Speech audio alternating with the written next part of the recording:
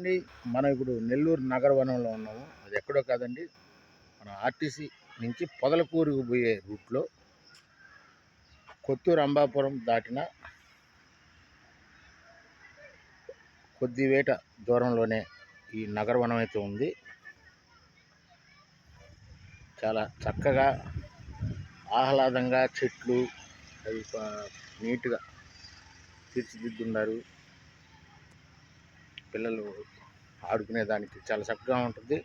ఒక ఫారెస్ట్లో ఉన్న అనుభూతి కలుగుతూ ఉంది. చెట్ల వల్ల చాలా ఆహ్లాదంగా ఉంది.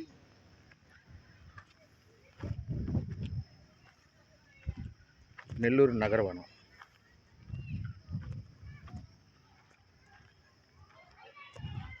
క్లైమేట్ కూడా ఎండలు తగ్గి కొద్దిగా చల్లదనంగా ఉంది. మేఘాలు వచ్చినాయి, ఒకసారి చూడండి.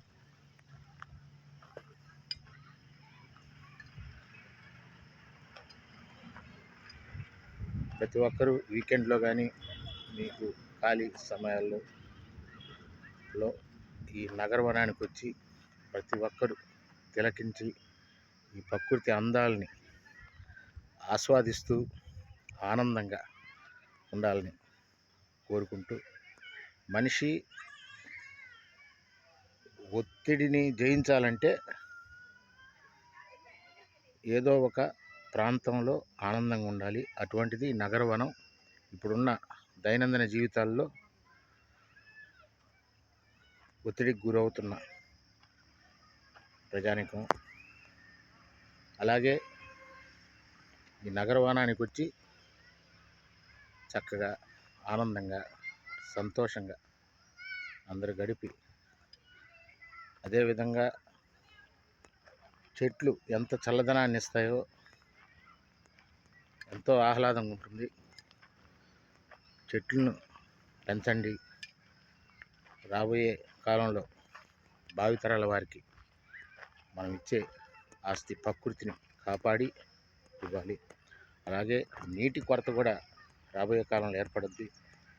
ప్రతి ఒక్కరూ ఇంకుడు గుంతలైతే తవ్వండి, నీటిని పొదుపుగా వాడండి. ఉన్న నీటిని ఏ విధంగా వినియోగించుకోవాలో చాలా చక్కగా పిల్లలకు చెప్పండి. నీటిని వేస్ట్ చేయకుండా. ఈనాటి పిల్లలే రేపటి పౌరులు.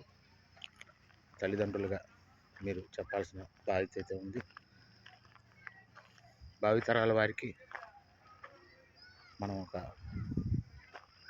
వాళ్ళకిచ్చే ఆస్తులు ఏమైనా ఉన్నాయంటే చక్కని ఆరోగ్యం, మంచి చదువులు, అలాగే క్రమశిక్షణ.